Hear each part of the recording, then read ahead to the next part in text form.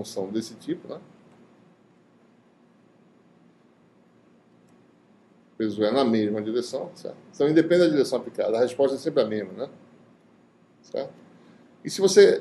isso aqui, a relação vetorial seria P, né? Igual a epsilon zero, que é vezes zero, né? Então, nesses meios, a gente, usando a relação constitutiva D igual a epsilon zero mais P, usando essa relação aqui, você obtém que D, pode escrever direto, epsilon zero, 1 mais que é, vezes zero. Isso aqui é a chamada permissividade elétrica do material, né?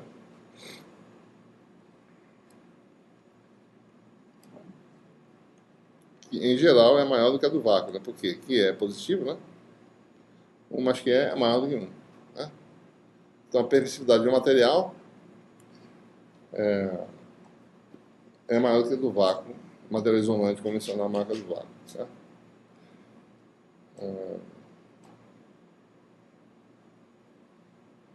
Esse conceito de permissividade é um pouco mais geral. Ele pode ser até aplicado para metais, se você quiser. Tá?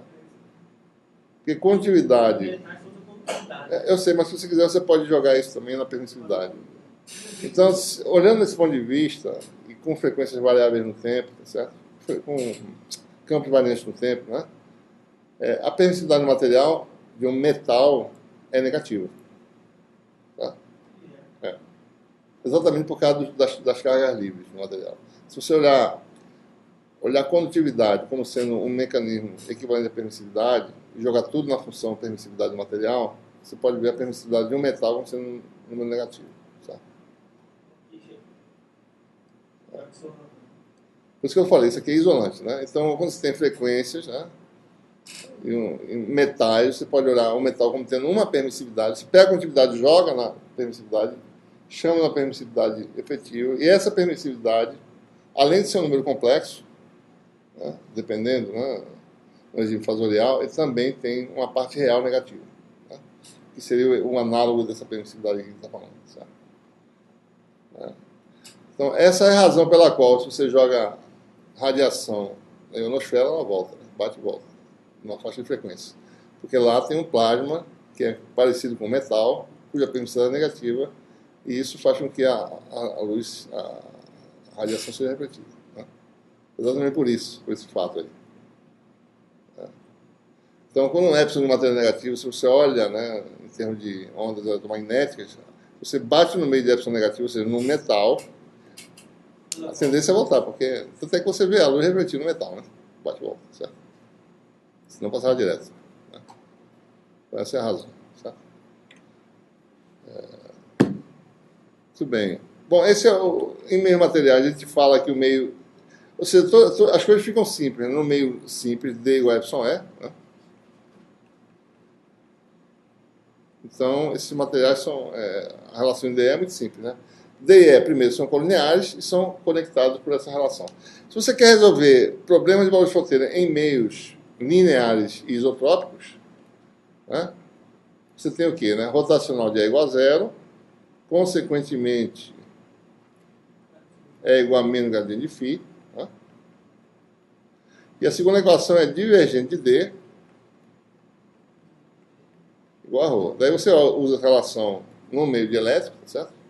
Se você está no meio de permissividade de epsilon, né, você tem divergente de epsilon E igual a ρ, certo? Daí tem a última etapa. Se epsilon não variar com as coordenadas, então, se você tem um meio homogêneo, né, geralmente isso vai se verificar em meios cuja densidade da matéria é constante. Né? Você tem aqui muito denso, pouco denso aqui, você já tem um meio homogêneo. Certo? Então, a densidade de polos é constante. No fundo, é isso que a gente quer falar. Em cada material é regular. Certo? Então, se o meio é homogêneo, né, então epsilon pode sair da derivada. Né, não tem derivada espacial. Certo? Então, você obtém uma equação do tipo divergente de E igual a ρ sobre epsilon. Né? É igual a menos gradiente de φ, você tem a equação de Poisson no meio homogêneo, né? A Laplaciana de φ Menos ρ sobre epsilon. Então, em meios homogêneos, todos os resultados que a gente obteve, né, anteriormente, você vai tirar o epsilon zero e botar o epsilon no lugar. Por exemplo, uma carga Q, né, no vácuo, né, e no meio, imersa no meio epsilon. Né? O campo elétrico vai ser o quê? Ele vai ser, né, divergente de E passa a ser isso aqui, né? Q sobre 4π epsilon R2, né? Bem homogêneo, permissividade epsilon. Tá? Ora, como epsilon é maior que epsilon zero, o resultado aqui quer dizer simplesmente, e aqui também, né, essa equação, epsilon ser maior que epsilon zero, quer dizer que o efeito elétrico dessa carga é reduzido em relação ao caso que você observaria se essa carga estivesse no vácuo. Porque epsilon sendo maior que epsilon zero, né, e estando no denominador, né, isso aqui é menor do que ρ sobre epsilon zero. Né? Então, a carga pontiforme no vácuo produz um campo elétrico. Uma carga pontiforme num tanque de água, tá certo? Produz um campo elétrico mais fraco. Né? Por quê, né? Por causa do campo, por causa da orientação dos dipólos. Aqui está a carga. Os dipólos do meio fazem isso aqui, ó. Menos e mais, certo? Só fazer um desenho simples aqui. Menos e mais. Né? Menos e mais.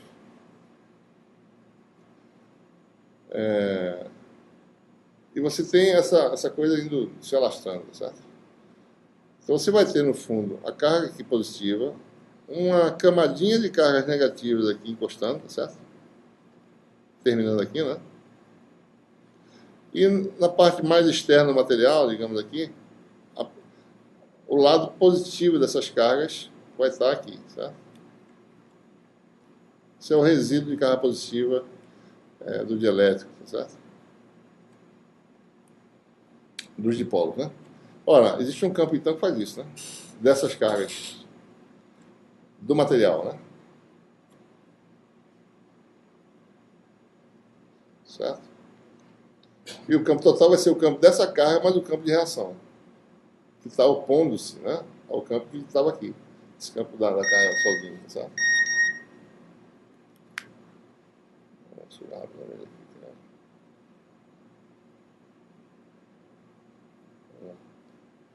Certo. Essa é a razão do enfraquecimento. É a reação dos dipolos, cujos resíduos, né, ficam próximos às cargas livres, certo? Um resíduo de sinal oposto à carga livre, né? E o outro lado do resíduo é do mesmo sinal da carga livre. Então, esse campo de reação se opõe ao campo da carga livre. Né? Você fica mais fraco o campo aí dentro, certo? Então, veja, então, no meio, se você quer resolver a equação, certo? No meio linear, homogêneo e isotrópico, né, usando o nosso formalismo, é resolver a equação de Poisson, né? Onde o epsilon sai e entra no lugar, certo? O epsilon zero sai e entra o epsilon no lugar. É simples o resultado. Se você quiser calcular todas as coisas que a gente calculou, se você botar um epsilon preenchendo todo o espaço, tudo vai acontecer saindo o epsilon zero das equações e entrando o epsilon. Né? Muito bem. Uma outra questão importante, tem muitos materiais que são interessantes exatamente pelo fato de não serem isotrópicos. Você não ter materiais isotrópicos, você pode fazer dispositivos interessantes, certo? Desde aqui no caso, principalmente no caso em que o campo é variante do tempo, certo? Você pode rodar polarização de luz, por exemplo, no material que é anisotrópico. Passar luz no material, sai com uma polarização rotacional. Né? Tem muitas coisas podem ser feitas, certo? Materiais desse tipo, né? Então, é importante te falar aqui. Se você tem um meio anisotrópico, né? Anisotropia quer dizer exatamente essa questão. A resposta numa direção não é a mesma que a resposta em outra direção.